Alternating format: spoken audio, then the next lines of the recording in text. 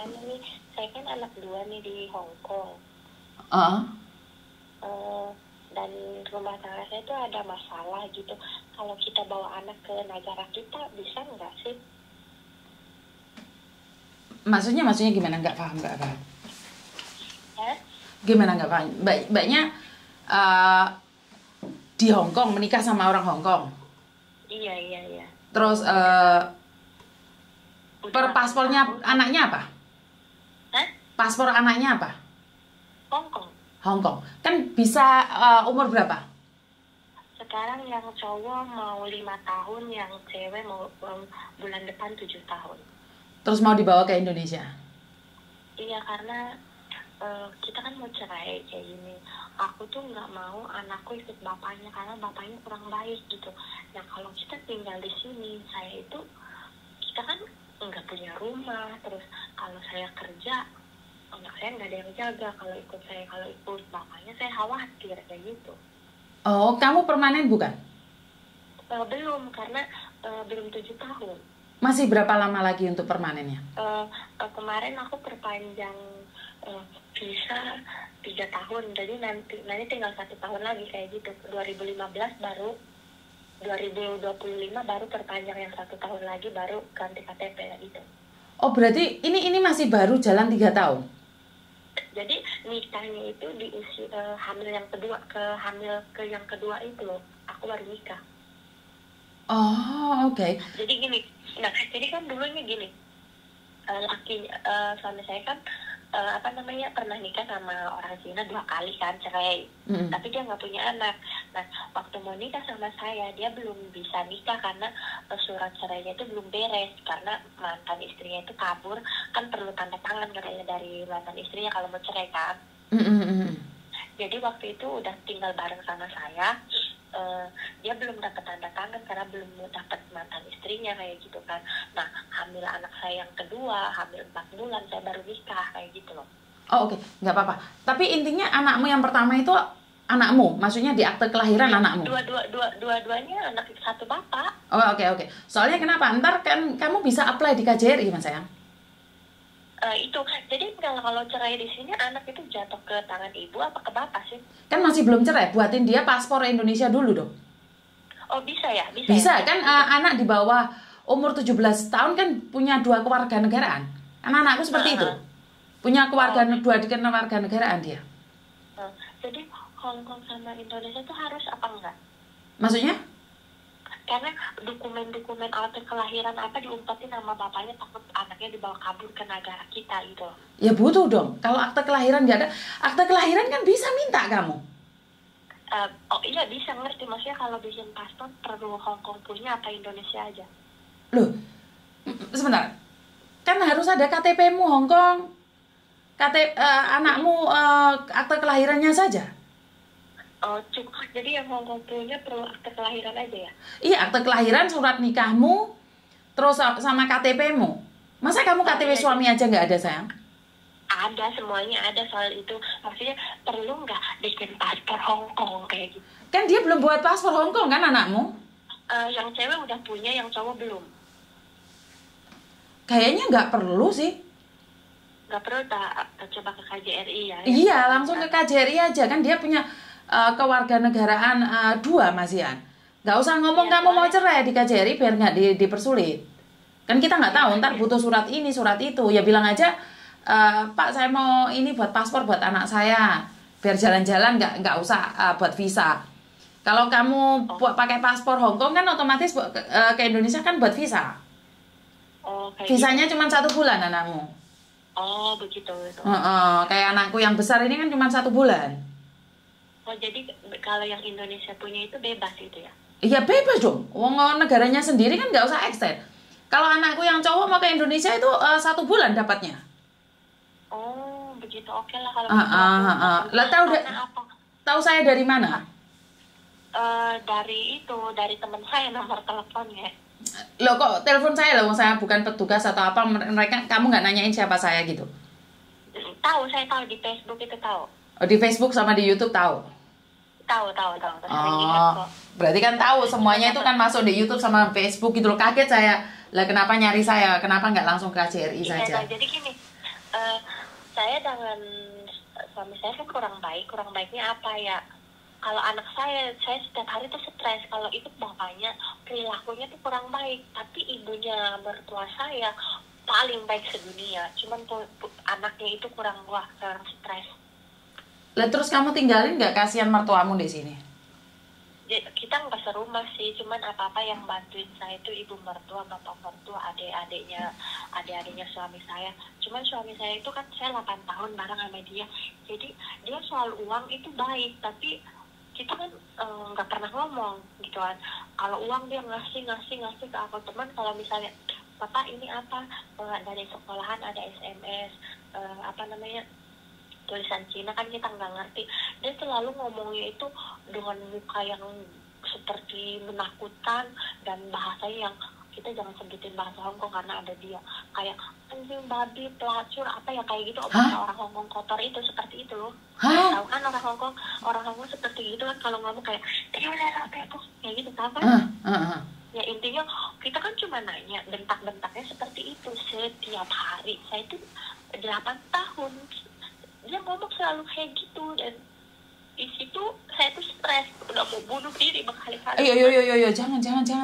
Cuman kalau saya mau bunuh diri, di situ ada anak saya, jadi bunuh diri saya itu udah saya nggak usah bunuh diri. Saya ingat itu anak, saya bangun lagi jadi bunuh diri kan. Kenapa nggak berpikir anakmu disekolahin ke Indonesia saja? Makanya saya minta solusi dari Cece gitu loh. Jadi jangan mengambil keputusan dulu mau cerai atau enggak. Kenapa? Karena kalaupun di Indonesia, kamu orang mana? Orang Sunda. Orang Sunda. Orang Sunda hatinya sabar-sabar. Jadi tenangin dirimu dulu.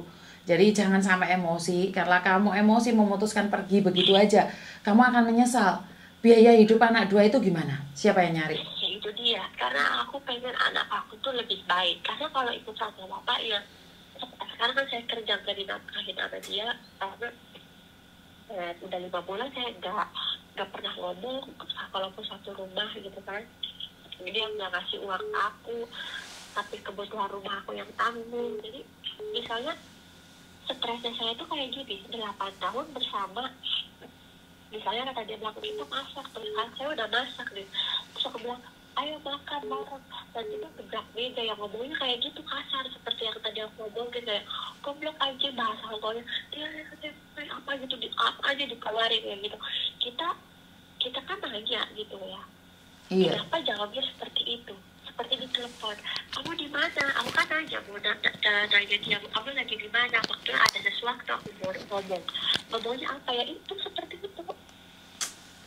Berarti jadi istrinya orang Hongkong tidak bahagia? Jadi tidak bahagia dengan bahasa dia seperti itu, tapi dia uang ngasih. Dan saya satu rumah itu kayak seistri, emang dia wataknya emang seperti itu, ibunya juga udah capek lah dari dia. Jadi akhirnya saya selingkuh di situ, selingkuh. Jadi di situ saya jelek juga. Saya selingkuh dan perselingkuhan saya dia tahu, nggak tahu dari mana gitu kan. Ya itu. Mbak, sebentar. Kamu tahu kan ini masuk di YouTube sama di Facebook, jadi hati-hati ya, jangan mengekspos terlalu. Tapi kalau kamu itu bikin kamu lega nggak apa-apa. Tapi jangan pernah menyebut nama siapapun. Namamu tadi sudah aku cut. Jadi kenapa kamu sampai selingkuh? Sudah tahu suamimu kayak gitu, kok kamu malah selingkuh, sayang? 8 tahun saya setia dengan dia. Saya digodain banyak lelaki yang ngegodain saya, yang suka sama saya. Saya tidak tertarik. Ada orang bilang gini, suami kamu jelek, suami kamu itu tua, ngapain kamu sampai dia aku gak pantas, kamu tuh masih cantik, masih seksi. Saya nggak tergoda karena saya setia dengan pasangan saya gitu kan. Cuma semakin lama dia semakin saya bertahan gitu, maksudnya biar sampai kapan dia pasangan saya berubah gitu jadi suami yang baik, tapi nggak pernah baik dengan omongannya dia. Dan di situ saya kenal laki-laki dan saya terjadi perselingkuhan seperti itu. Laki-laki itu orang mana? Orang Hongkong juga. Orang Hongkong juga. Dan kita udah saling melaporkan polisi. Saya lapor dia lapor polisi, aku melapor juga. Dan ibu mertua saya mertua saya tahu perselingkuhan saya, dilihat video saya dengan laki-laki lain, tapi ibu mertua saya masih memaafkan saya, bahkan adik-adiknya semua keluarga dari suami masih memaafkan karena tahu anaknya seperti itu, mah. Akan aku sebelumnya udah bilang sama ibu mertua saya, mah, kalau saya selingkuh jangan salahkan saya, kamu jangan ngomong seperti itu, kamu tahu sendiri anak kamu macam mana gitu kan. Ibu mertua saya masih maafin saya selingkuh, apa masih karena tahu anaknya seperti itu. Oke, saya kasih tahu satu ya sayang. Suami saya itu lebih ganas daripada siapapun. Suami saya itu ganas banget. Dan kita juga sempat bercerai. Kenapa kita balikan lagi? Karena saya tidak selingkuh. Iya. Jadi sesuatu kalau pecah itu dua-duanya pecah sayang. Itu nggak bisa jadi satu. Dan ini suatu prinsip, kalau laki-laki selingkuh bisa dibilang main. Tapi kalau perempuan selingkuh mereka bilang cinta. Memang itu tidak adil buat perempuan ya, saya juga tidak setuju. Tapi kalau perempuan yang selingkuh itu kayaknya saya kok nggak setuju. Bukan mengizinkan laki-laki selingkuh ya. Suamimu kan nggak selingkuh Tondo, dia cuma marah-marah aja kan? Iya, tapi kan kita perempuan, ya kita cerita dengan sesama perempuan. Siapa sih yang mau kita perempuan digituin juga? Kayak ibarat kita ngomong sepertinya, cuma nanya makan, dia ngomongnya seperti apa? Seperti speaker yang besar dan nadanya yang besar dan si ekspresinya yang menakutkan. Siapa sih yang mau? Aku udah cari semua perempuan, kayak dari sekolahan saya ke guru sekolah cerita, masa sih pasangan kamu, suami kamu seperti itu? Iya, aku bilang, tapi dengan saya tahu selingkuh kayak gini dengan laki lain, dia berubah bahasanya, tapi dia nggak mau bekerja, aku bilang gitu loh. Bukan, selingkuh itu sebenarnya saya pribadi ya, saya sebagai perempuan itu bukan solusi. Selingkuh itu bukan membuat dia semakin sadar, tapi selingkuh itu membuat diri kita sendiri sebenarnya lebih rendah. Saya pribadi tidak setuju karena perselingkuhan itu akan menjadikan jembatan pemisah itu semakin besar. Karena mau tidak mau kan tubuh kita sebagai perempuan itu udah digerayangi laki-laki lain. Dan kamu masih tidur sama suami, itu saya tidak bilang semua orang sama, tapi saya tidak setuju gitu loh. Kalau mau cari solusi itu menenangkan diri, bukan dengan selingkuh saya solusi apapun bisa kasih, tapi kalau solusinya selingkuh itu enggak banget itu loh. Iya, saya juga sadar semua orang juga selingkuh pasti sakit hati kan. Intinya ibarat kata saya diselingkuhin sama suami saya, pasti saya juga sakit hati kan. Apalagi saya perempuan yang selingkuhin pasangan laki-laki kita, pasti dia juga ngerasa sakit hati. Apalagi ngeliat video saya begitu mesra atau begitu lebih gitu kan. Terus tujuan kamu dengan selingkuh itu apa? Dengan suamimu yang arogan, terus kamu membalasnya dengan selingkuh, apa sih yang kamu inginkan? Aku pengen dia sadar aja kalau di luar sana istri dilirik orang lain, tapi nggak dilirik suami gitu aja. Di luar sana banyak yang suka sama saya, tapi saya kan nggak tertarik. Tapi kenapa suami di rumah ngomong nggak lirik, berat sibuk main HP kayak gitu loh, dan nada yang kasar gitu loh. Oke, saat kamu selingkuh kan tujuannya untuk agar suami mencintaimu, tapi kan suamimu tetap tidak mencintaimu. Berarti kan kamu rugi. Dia masih mencintai aku. Sampai saat ini juga dia masih mencintai aku. Cuman aku pengen dia berubah aja gitu. Kemarin dia udah sempat oke, saya yang salah makanya kamu selingkuh, saya maafin kamu. Dia berubah. Sekarang dia berubah dari perkataannya baik, aku ngomong dibales, ngomong aku delete, tapi dia nggak mau bekerja sekarang. Gitu doang. Sekarang nggak mau bekerja, terus kamu dapat pendapatan dari mana? Saya kerja sendiri. Oh, kamu kerja sendiri. Terus, waduh. Jadi karena masalah itu suamimu tidak ingin kerja? Iya, tidak ingin kerja dan tidak ingin nafkahin aku. Terus dia bilang, kemarin dia udah ngomong baik-baik, nggak mau cerai. Terus kemarin lagi ngomong, udah tunggu 3 bulan lagi cerai, katanya. Anak-anak pasti ikut aku, dia bilang itu. Di situ saya khawatir gitu kan, kalau ikut dia emang dia bisa ngajarin pendidikan sekolah gitu kan, tapi untuk ngedidik kayak hal yang baik, sopan santunnya nggak ada gitu dari bapak. Oke. Ya udah, tadi kembali lagi pada permasalahan awal. Jadi datang ke KJRI untuk buat paspor dan jangan bilang kalau kamu mau cerai atau apapun. Intinya seperti itu. Karena anak itu masih berhak untuk mendapatkan 2 kewarganegaraan. Jadi kalau kamu bawa pulang dia nggak usah pakai visa karena dia pakai paspor Indonesia. Oke, tapi Hongkong nggak perlu kan, Mas? Hongkong nggak perlu kan? Nggak perlu juga sih. Untuk sementara kan nggak perlu juga. Nggak perlu. Oke, makasih. Tapi aku pesan sama kamu ya sayang ya. Kalau kamu melakukan kesalahan bukan berarti dengan mengakhiri perselingkuhan atau dengan mengakhiri hidupmu dengan bunuh diri.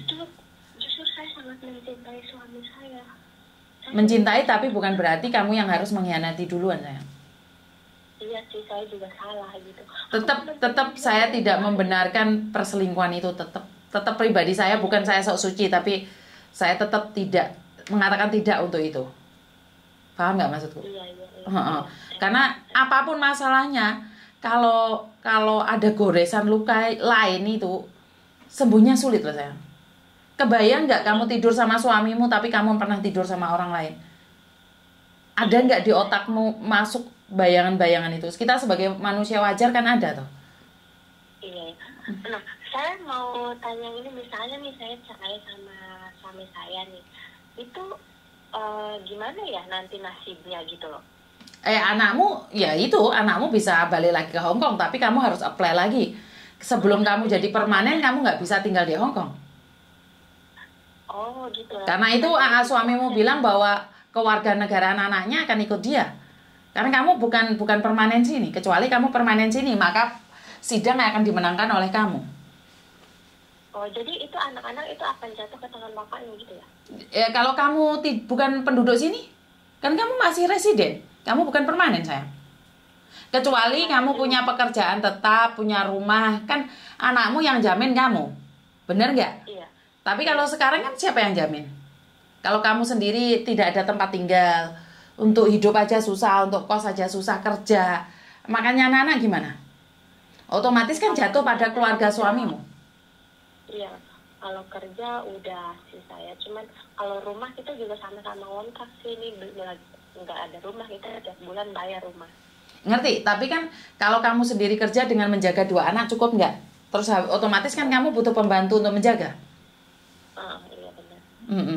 Jadi kemungkinan ya, saya tidak tahu, saya cuma berdasarkan pengalaman aja bahwa kalau kamu sendiri tidak independen, mungkin mereka tidak bisa menjatuhkan hak asuh itu pada kamu. Tapi tergantung juga dari lawyer ya, dari pengacara ya. Kalau kamu bisa menang ya syukur alhamdulillah. Tapi kalau kamu sendiri pekerjaan kamu, gajimu tidak menjanjikan, dan mereka akan menanyakan siapa yang akan menjaga anak kamu. Lawang sama-sama permanen saja, kalau punya anak itu harus ditanyakan, loh kalau kamu kerja anakmu sama siapa? Makanya kadang-kadang orang mau cerai itu malah ambil pembantu. Oke. Tapi kalau kita sama pengacara dengan kelakuan suami kita, dari misalnya dia mantan narkoba, pernah masuk penjara, apakah anak akan jatuh ke tangan bapak ini? Wah, masalah narkoba kan itu sidang kan, dia punya keluarga di sini. Suamimu mantan narkoba, pernah di penjara? Pernah. Jadi kalau saya ceritakan ini, dari sifat dia, dari saya hamil sampai itu, dia nggak pernah ngurus saya, ngurus ibunya. Dia hanya bermain sendiri gitu loh. Lah kenapa kamu mau menikah seorang narkoba dan narapidana, sayang? Ya. Kan saya rasa gini, dia akan berubah buat saya. Dia akan menjadi, karena dia saya gini, waktu saya memilih dia, saya juga tidak menyukai dia. Satu, sifat dia seperti ini itu, tapi dia cerita sama saya bahwa saya pernah menikah 2 kali gagal, saya pernah makan narkoba, masuk penjara, bahkan saya lagi hamil 7 bulan, dia masih ada utang penjara 3 bulan lagi waktu itu. Oke, saya kira kan dia akan berubah, akan jadi suami yang baik, sekaligus bapak buat saya, sekaligus jadi teman buat saya gitu. Tapi mana buktinya, nggak ada gitu. Saya pikir dia akan gimana ya ngomongnya, karena waktu saya kecil juga kan saya kurang perhatian dari orang tua, makanya saya memilih pasangan yang lebih tua dan lebih jelek kayak gitu. Suami saya jelek, tapi buat saya mungkin yang orang seperti ini dia akan lebih baik ke depan gitu loh. Oke, jadi kamu dulu bekerja jadi pembantu lebih enak atau menikah dengan dia lebih enak? Awal nikah ya enaknya apa, karena nggak kerja, dapat uang, dapat perhatian dari ibu mertua. Emang aku nggak dapat perhatian dari dia, itu doang. Oke. Menurut kebebasan lebih enakan jadi pembantu atau jadi istri orang Hong Kong? Ya kalau awal-awalnya enakan jadi istri daripada jadi pembantu. Tapi sekarang? Tapi sekarang hati itu menderita karena anak gitu aja. Lebih sengsara gitu ya, karena harus memikirkan ya, anak juga. Karena nomor satu itu adalah anak. Kalau kebahagiaan soal ibarat nggak perhatian, dapat perhatian dari pasangan kita, nggak dikasih uang, itu nggak peduli, kita bisa nyari. Tapi kan kita berat di anak. Betul.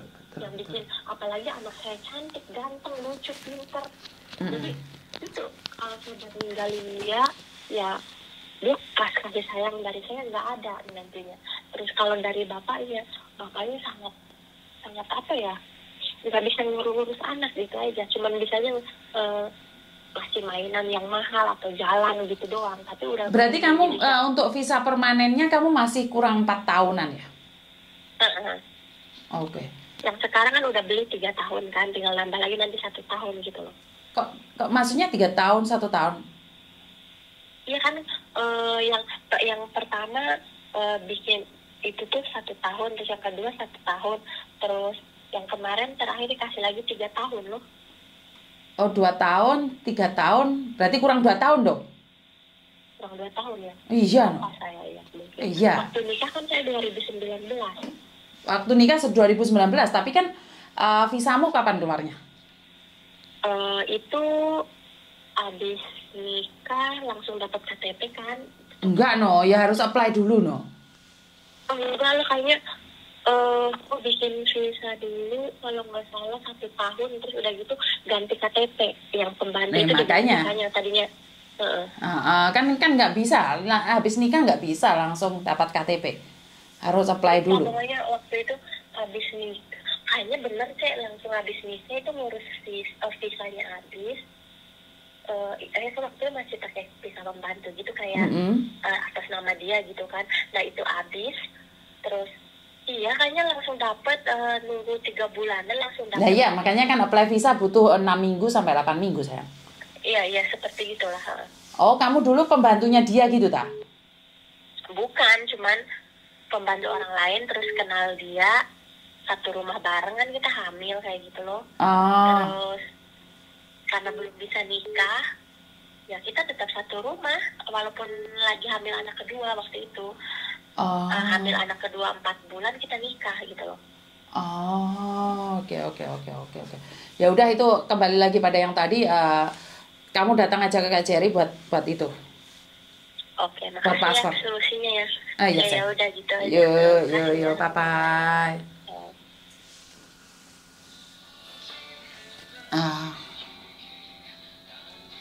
Anggap saya sok suci, anggap saya sok tahu, sok mengerti, tapi saya sama sekali tidak advise seseorang untuk melakukan perselingkuhan ya. Jadi kamu boleh marah, kamu boleh kecewa, tapi kalau selingkuh kayaknya saya tidak advise ya. Saya tidak menyarankan itu semua.